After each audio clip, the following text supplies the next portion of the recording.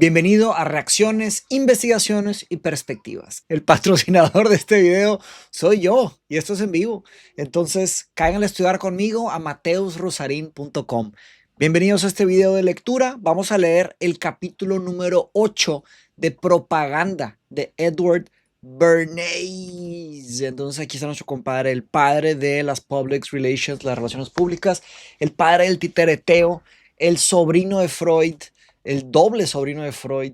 Es una persona muy interesante, muy importante. Y este episodio de RIP se trata del capítulo 8, que a su vez se trata de la propaganda para la educación. A mí me interesa mucho la educación, yo me dedico a la educación, entonces este capítulo lo he estado esperando bastante. Te comento que estamos leyendo esto en un grupo privado y haciendo unas dialécticas críticas. Y hemos hecho también grabaciones en donde las damos por, ¿cómo se llama? Una plataforma que se llama Kajabi. Dimos un modo observador, pero la verdad no está funcionando.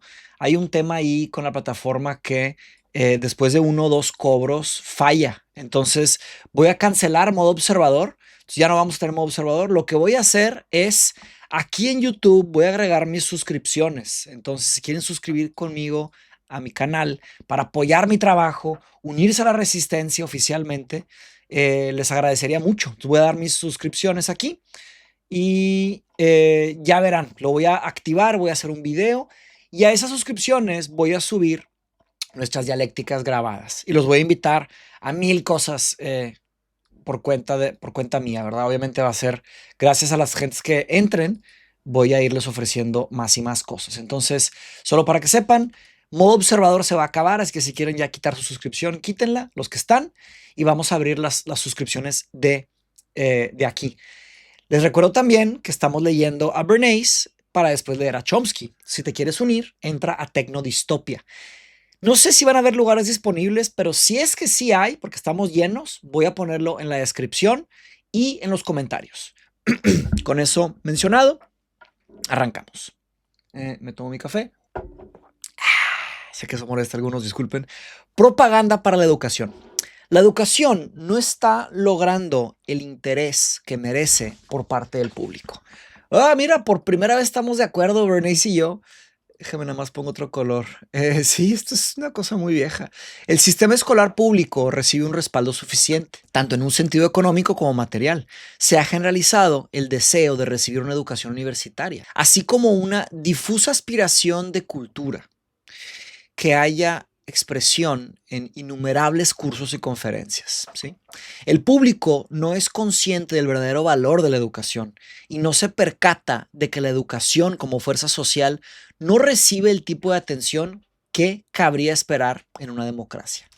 Bien, según parece, se le dedica más espacio en los periódicos, pero no es menos cierto, por ejemplo, que pocas veces se dan discusiones bien informadas sobre la educación y que al menos que se plantee una cuestión como el sistema de escuelas de Gary, el sistema de escuelas de Gary, ¿qué sería esto? Hay que investigarlo, o excepción hecha de alguna discusión ocasional, como la que se planteó a propósito de la decisión de Harvard de crear una escuela de negocios.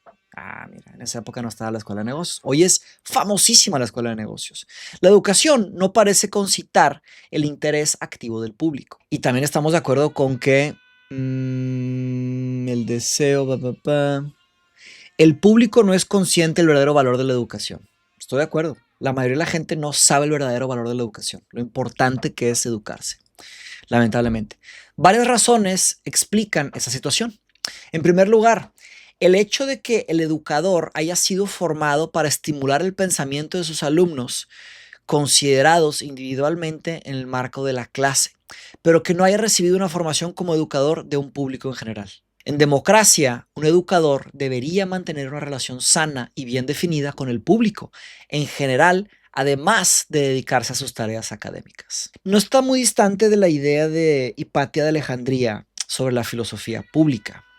Hay que tener esto claro. Filosofía pública de Hipatia de Alejandría. Ella fue una mujer muy interesante. Échenle un vistazo. De hecho, tenemos un episodio, Roberto y yo, sobre una clase de filosofía. Y es mi última clase de filosofía profesional. Cuando lo suba les aviso. Este público no entra en el ámbito inmediato de su función académica, pero no es menos cierto que se gana la vida gracias al público y que el apoyo moral que reciba y la formación cultural. En el campo de la educación descubrimos lo mismo que en la política y otros campos, a saber que la evolución del profesional de la educación se ha quedado rezagada con respecto a la evolución social de su entorno y que está desconectado de los instrumentos para la diseminación de ideas que la sociedad moderna ha desarrollado. Wow, pues sí, que no está la propaganda. De ser esto cierto, la formación de los educadores, bueno, yo diría con excepción de el sistema educativo americano, pero se convirtió en un negocio carísimo, jóvenes endeudados, crisis estudiantil. Horrible eso, un problema enorme porque les enseñan que sí, estudiar te cambia la vida, pero les dicen, endeudate y no les explican cómo el tema de pagar los intereses y entonces se pone muy, muy, muy perverso. Bien, de ser esto cierto, la formación de los educadores en ese sentido debería empezar ya en las escuelas de magisterio, con la introducción de sus currículos de cuánto fuese necesario para ampliar sus miras. El público no comprenderá la importancia del maestro a menos que éste comprenda la relación entre el público general y la idea académica. Completamente de acuerdo otra vez. El mundo académico está desconectado del mundo público y eso es un peligro enorme. Yo he visto muchos maestros de filosofía brillantes, pero no saben cómo el mundo funciona. Solo saben cómo funciona la filosofía y pues abusan de ellos y no son como eh, los mejores para ayudar a los jóvenes porque simplemente los transforman en maestros. Buscan que hagan sus maestrías, doctorados y perpetúen lo que ellos hicieron, ¿no? Ese es el ideal académico. La escuela de magisterio debería formar al educador al fin de que éste entienda que su trabajo es doble, educar como maestro y educar como propagandista. No, ahí no, ahí no. Ahí ya perdimos el acuerdo. Desde ahí ya no estamos de acuerdo. ¿Cómo que enseñan los maestros como propagandistas? Vamos a ver a qué se refiere, pero bueno. En segunda razón, que explicaría el actual alejamiento de la educación con respecto a los pensamientos e intereses del público. Deberemos hallarla en la actitud mental del pedagogo, sea este maestro de primaria o profesor de universidad, hacia el mundo lejos de las aulas, el mundo lejos de las aulas. Es este un problema psicológico de difícil solución. El maestro se encuentra en un mundo en el que se destacan aquellas aspiraciones y logros objetivos de nuestra sociedad estadounidense, valora por encima de todo. De hecho, no se puede negar que su profesión no está muy bien remunerada. ¿Estamos de acuerdo otra vez? Ahí sí estamos de acuerdo. Muy bien. Si lo juzgamos con arreglo a los criterios del éxito social, por fuerza se sentirá inferior, ya que sin cesar se le compara en las mentes de sus propios pupilos a los hombres de negocio y a los líderes de opinión más allá de las paredes del aula. De este modo, nuestra civilización reprime y oculta la figura del educador. Así las cosas, no se podrá cambiar la situación desde fuera a menos que el público general modifique sus valores sobre el éxito social, cosa que no parece que vaya a suceder a corto plazo. Aún así, la profesión podrá cambiar esa situación desde adentro. Si asume que más allá de su relación individual con el alumno existe una relación social con el público general. Otra vez, aún así, la profesión podrá cambiar la situación desde adentro. Si es que asume, ¿verdad?, que más allá de la relación individual con el alumno existe una relación social con el público general. Pues es que es el compromiso de la educación para mejorar los países. Si no existe eso, la verdad no avanza nada. No avanza nada en un país. La profesión del maestro tiene todo el derecho de llevar a cabo una propaganda bien definida que tenga por objeto demostrar al público la importancia de su relación íntima con la sociedad a la que sirve. No sé si estoy de acuerdo. No sé. Porque no sé si los medios justifican los fines. Además de hacer propaganda en favor de sus miembros considerados individualmente. A ver, y quiero dejar claro, yo busco hacer anuncios todo el tiempo de mis cursos, pero no sé si hago propaganda. Díganme en los comentarios, ¿será que Mateus hace propaganda a favor de la educación? ¿Y ven eso que está mal o está bien hacer propaganda en favor de la educación? Díganme sus opiniones. No solo digan la conclusión, díganme el proceso de pensamiento con las premisas claras que justifican su conclusión. Además de hacer propaganda en favor de sus miembros considerados individualmente, los maestros y profesores deben mejorar la valoración general de la profesión. A menos que la profesión sepa salir adelante por sus propios medios, pronto perderá atractivo y no podrá reclamar para sí a los talentos más sobresalientes.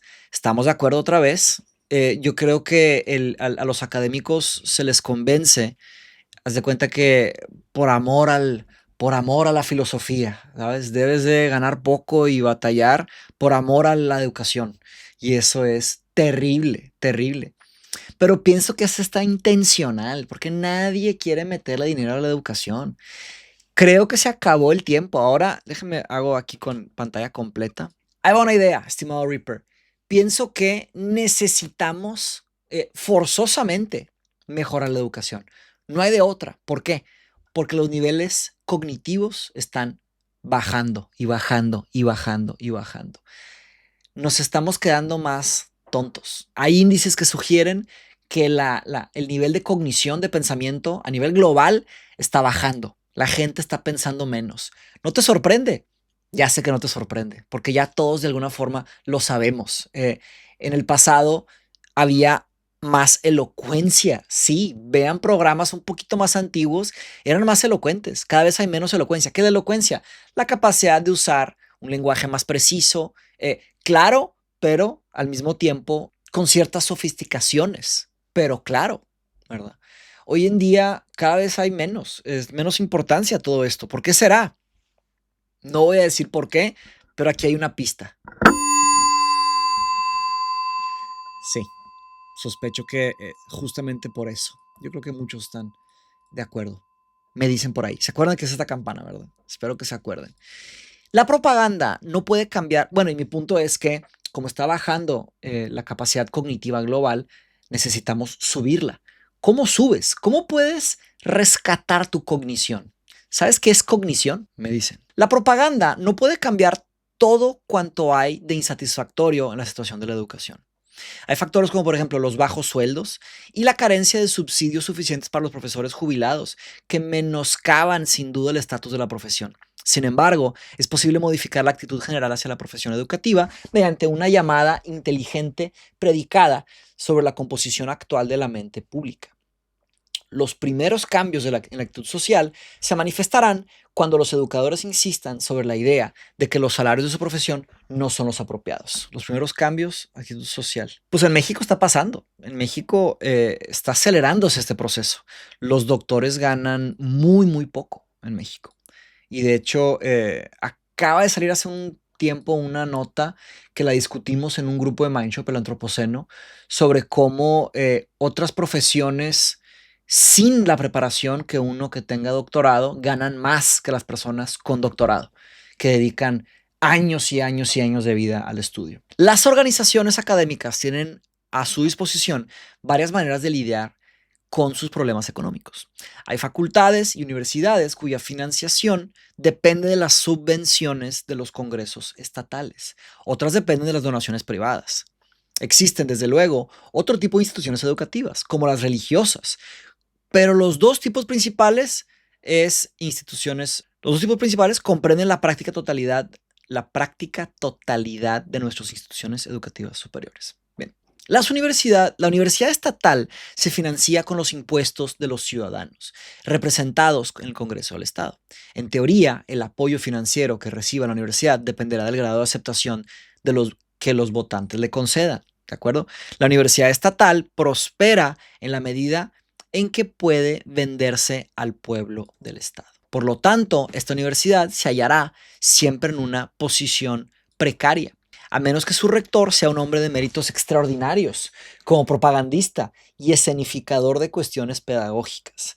Sin embargo, de ser este el caso, a saber que la universidad dé forma a toda su política con vistas a ganarse el apoyo del Congreso del Estado, su función pedagógica puede resentirse. Puede seducirle la idea de basar todo su atractivo social en los servicios, reales o supuestos, que presta al público y dejar a su suerte la educación de los alumnos. Uf, terrible. Puede tratar de educar a los ciudadanos del Estado a expensas de sus propios alumnos, pero esas políticas pueden acarrear problemas. La universidad podría terminar convertida en un instrumento político.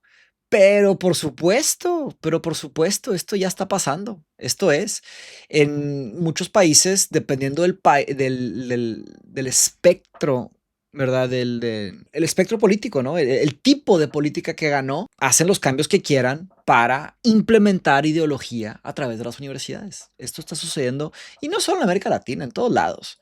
Si el rector domina tanto al público como al político profesional, ello puede conducir a una situación en la que la personalidad del rector eclipse la verdadera función de la universidad. La facultad o la universidad financiada con capital privado suele depender del apoyo de hombres clave en la industria cuyos objetivos sociales y económicos son concretos y limitados, y que por lo tanto suelen hallarse en las antípodas de la búsqueda del saber abstracto. El empresario de éxito critica a las grandes universidades por ser demasiado académicas, pero casi nunca las critica por ser demasiado prácticas. Uno podría imaginarse que los hombres clave que brindan su apoyo a nuestras universidades querrían que éstas se especializaran en escuelas de ciencias aplicadas, de comercio o de eficacia industrial. Por supuesto, ¿qué pasó en Monterrey? ¿Quiénes son los dueños de las universidades de Monterrey? Díganme, ¿quién paga las cuentas? Y ahí tienes qué tipo de gente logra salir, qué tipo de perfiles salen, ¿verdad? Depende de los que invierten, de los que pagan, porque exigen. Y ocurre a menudo que las peticiones planteadas por los patrocinadores potenciales a nuestras universidades estén en flagrante contradicción con los intereses pedagógicos y culturales en general. Nos encontramos, por lo tanto, en una situación anómala, ya que la universidad privada tiene que hacer propaganda para lograr el apoyo financiero de gente que no siente la menor simpatía por los objetivos a los que se les pide que contribuyen con su dinero. Sobres. Hombres que, según los criterios aceptados comúnmente, son fracasados o han logrado éxitos muy menores en nuestro mundo estadounidense, los pedagogos. Tratan de convencer a hombres que encarnan la idea del éxito, los empresarios, de que financien con su dinero ideales de los que no aspiran. Ahí va otra idea, que sea como una cooperativa, que no sean pocos inversionistas multimillonarios de corporaciones, sino que sean millones y millones de personas que aporten para poder mantener una universidad libre, ¿verdad? Libre del gobierno y libre también de las corporaciones. Es muy difícil que pase eso. Hombres que, y si estoy equivocado, por favor díganme, ¿eh? Estoy encantado de que me digan, Mateus, estás mal por esto, esto y esto, para aprender. Eso estamos haciendo, ¿no? Hombres que, porque se sienten inferiores, desprecian el dinero. Desprecian el dinero. Sí, tiene mil errores esto, ¿verdad? Pero en fin, porque se sienten inferiores, desprecian el dinero, tratan, yo creo, y tratan de ganarse la simpatía de hombres que aman el dinero. Pero es un buen planteamiento el que hace. Ya que lo lees, es claro como el agua. Es posible que el futuro de las universidades privadas dependa de estas fuerzas, de que estas fuerzas encuentren el equilibrio necesario para que los factores académicos y financieros obtengan la debida consideración. La universidad debe ganarse el favor del público. Si el donante en potencia se muestra indiferente, debe lograrse una aprobación entusiasta por parte del público para convencerle. Si el donante trata de influir en demasía sobre la política educativa de la institución, la opinión pública deberá, a ver otra vez, la universidad debe ganarse el favor del público. Ese es el párrafo. Si el donante en potencia se muestra indiferente, debe lograr una aprobación entusiasta por parte del público para convencerle. Si el donante trata de influir en demasía sobre la política educativa de la institución, la opinión pública debe respaldar a la universidad para que ésta pueda proseguir con las actividades que le son propias. Si cualquiera de los dos factores ejerce un dominio excesivo, lo más probable es que nos encontremos en una situación en que la universidad intente agradar a un grupo u otro, cediendo a la demagogia o el esnobismo. Existe aún otra solución al problema, mediante una propaganda educativa destinada a desarrollar una mayor conciencia social por parte de la gente del país.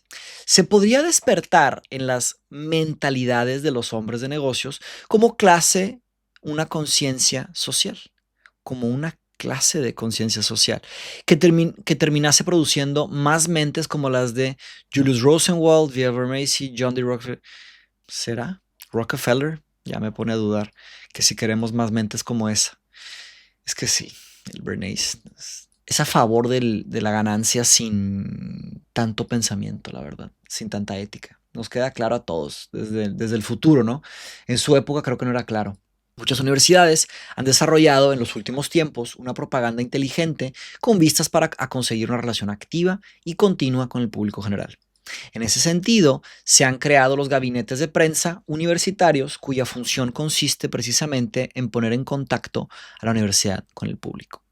Esos gabinetes han formado una asociación interuniversitaria cuyos miembros se reúnen una vez al año para discutir sus problemas, entre los que se cuentan la educación del alumno y su efecto sobre el público general y sobre grupos específicos, cómo informar al futuro estudiante con vistas a su elección de universidad, el seguimiento del acuerdo entre las universidades para que no primen las proezas atléticas sobre las demás actividades, la divulgación de los trabajos de investigación realizados en la universidad para poder así atraer la atención de aquellas personas que puedan contribuir a los mismos. El fomento a la comprensión pública de los objetivos y trabajos de la institución con vistas a conseguir financiación extraordinaria para proyectos específicos y trabajos de la institución. La Asociación Americana de Gabinetes de Prensa Universitarios engloba unos 75 gabinetes, entre los que se cuentan los que las universidades de Yale, Wellesley, Illinois, Indiana, Wisconsin, Winter Reserve, Tufts y California. La asociación publica un boletín bimensual que informa a los miembros de las noticias del mundo universitario. La asociación se propone asimismo defender los estándares éticos de la profesión y trabajar en armonía con la prensa. ¿Suena bonito? La Asociación Nacional, pero cuando se pone muy colectivo se pone raro. La Asociación Nacional de Educación y otras asociaciones están llevando a cabo una propaganda bien definida para promover los objetivos más generales del proyecto educativo. Uno de los propósitos de la propaganda consciente, desde luego, en la mejora del prestigio y la posición material de los propios profesores. Uno de los propósitos de la propaganda consiste, desde luego, en la mejora del prestigio y la posición de los profesores. Mira, si se logra mejorar el prestigio con respaldo verdadero, aunque se use propaganda, pienso yo, y la posición material, si se puede ayudar a mejorar la posición material de los profesores, se me hace que eso es muy constructivo, es un buen paso. Pagarle mejor a los maestros. Yo debería hacerme una camiseta que diga, páguenle mejor a los maestros, ¿verdad? De las escuelas públicas, ¿verdad? Porque luego van a pensar que estoy hablando de mí. No estoy hablando de mí, estoy hablando de los maestros en general. De vez en cuando, una polémica como el caso McAndrew llama la atención del público sobre el hecho de que en algunas escuelas el maestro está lejos de gozar de una libertad de cátedra plena. Es por eso yo no me metí al mundo académico universitario. Primero porque también pagan muy mal, obviamente, no quería eso para mí, para mi vida. Y segundo, yo quería y quiero libertad filosófica. Quiero enseñar lo que yo quiero. No quiero que me digan, Mateos, tienes que enseñar esto a la fuerza. Porque luego iba a ser otra corporación. Yo no quiero participar en ninguna corporación. Yo quiero libertad intelectual, ¿verdad? Creativa. Bien, en fin.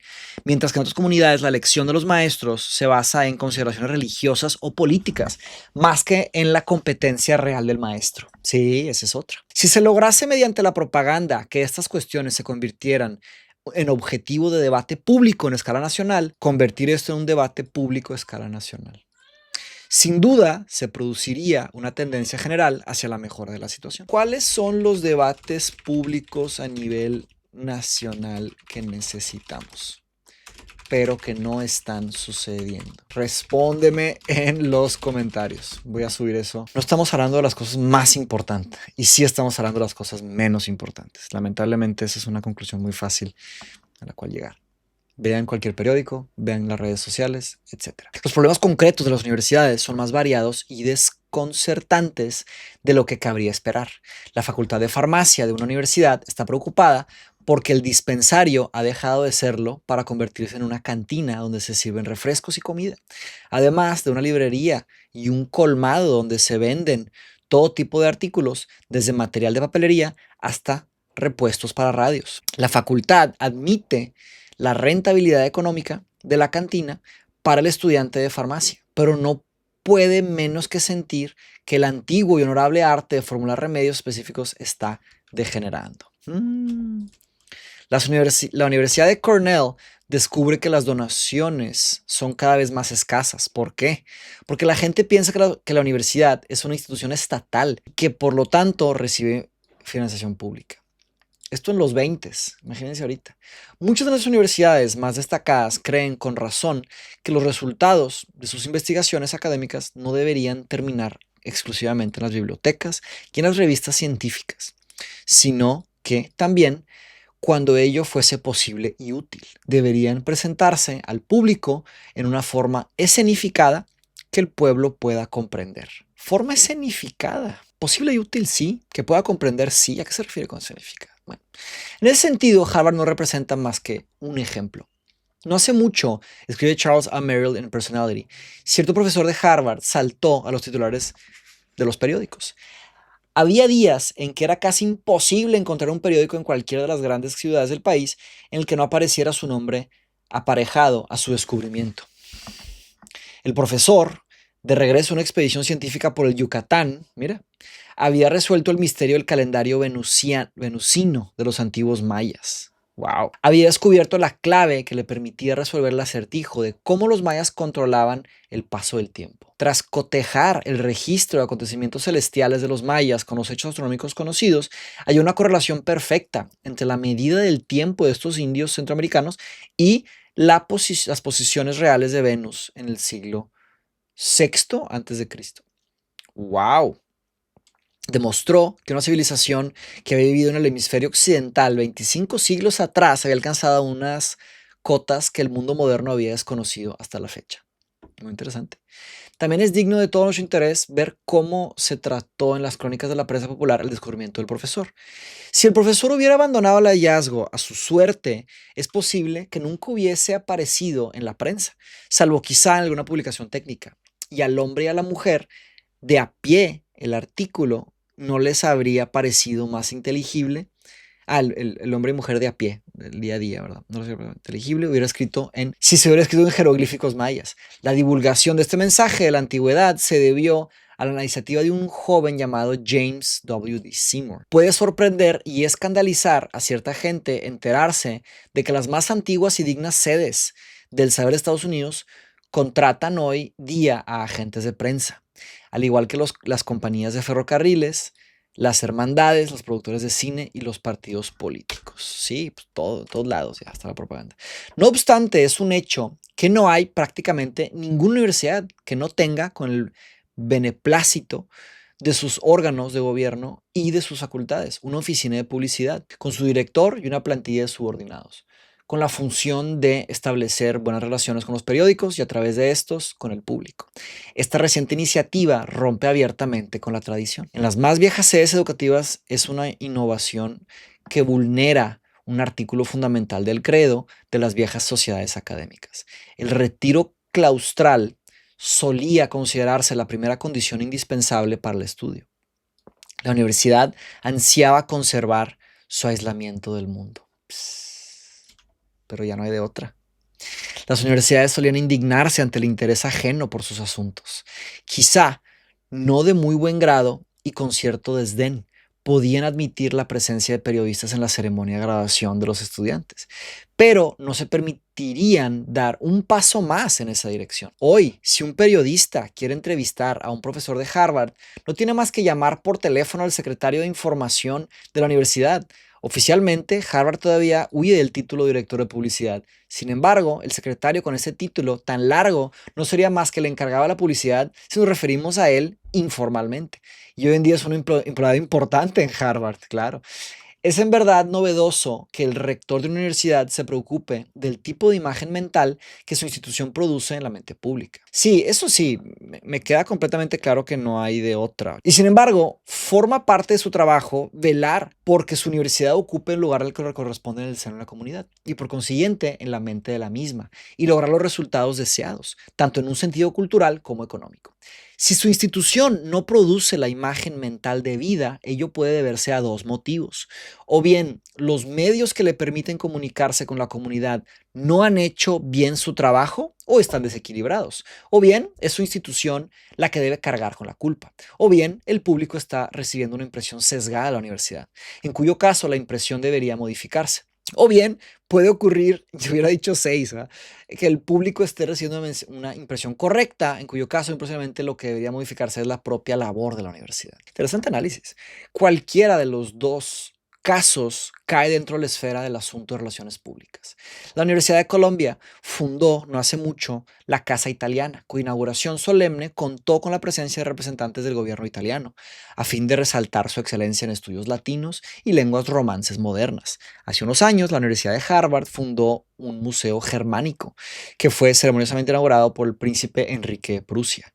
Muchas universidades organizan cursos de extensión universitaria que ponen su labor al alcance del gran público. Desde luego, apropiado que estos cursos se den a conocer al público general. Pero si se planifican mal, desde el punto de vista de las relaciones públicas, si son demasiado académicos y desapasionados, por poner otro ejemplo, pueden resultar contraproducentes. En tal caso, el asesor de relaciones públicas no tiene que recomendar darlos a conocer, sino convencer a la universidad de que es necesario modificarlos antes para ajustados a la impresión que la universidad quiere producir, siempre que ello sea compatible con los ideales académicos de la universidad. Puede ocurrir que, a juicio de la opinión general, la labor de cierta institución consiste en 80% de la investigación doctoral. La opinión puede ser tan cierta como falsa. De ser lo segundo, debería ser corregida mediante el resaltado de las actividades predoctorales. Si por otra parte es cierto que el 80% de la actividad consiste en investigación doctoral, debería sacarse al máximo partido de este hecho. ¿Okay? El rector de la universidad debería velar por dar a conocer los descubrimientos que puedan resultar en interés público. Eso sí, estoy completamente de acuerdo. Una expedición universitaria a tierras bíblicas puede ser todo menos interesante si se presenta exclusivamente como una empresa académica, pero si se arroja luz sobre alguna afirmación bíblica, despertará inmediatamente el interés de grandes masas de la población. El departamento de zoología podría andar a la caza de cierto bacilo extraño del que no se sospecha relación conocida con ninguna enfermedad humana, pero el hecho de que esté cazando bacilos en sí mismo es susceptible de ser puesto en escena del público. ¿Cómo ponerlo en escena del público? Pues el lenguaje, el trato, etc. Muchas universidades ceden hoy gustosamente a los miembros de sus facultades para que contribuyan a investigaciones de interés público. Así, la Universidad de Cornell liberó al profesor Wilcox para que colaborase con el gobierno en la elaboración del Censo Nacional. Al profesor Irving Fisher en la Universidad de Yale se le ha pedido consejos sobre asuntos relacionados con la moneda. Considerada en un sentido ético, la propaganda presenta la misma relación con la educación que con los negocios o la política. Puede abusarse de ella, puede usarse para anunciar en exceso a una institución y crear en la mente pública valores espurios, ¿verdad? Ilegítimos, adulterados. No existe una garantía absoluta contra su uso indebido. Muchísimas gracias, estimado Reaper. El código de hoy es: debemos de resistir a través de la educación. Eso para mí me queda claro. Estoy haciendo un proyecto, estoy trabajando en un proyecto para recuperar nuestro poder cognitivo. Claro que ya me dedico a eso, pero lo quiero hacer a una escala mayor. Fuerte abrazo, los informo por acá. Nos vemos pronto. Hasta la próxima. Bye bye.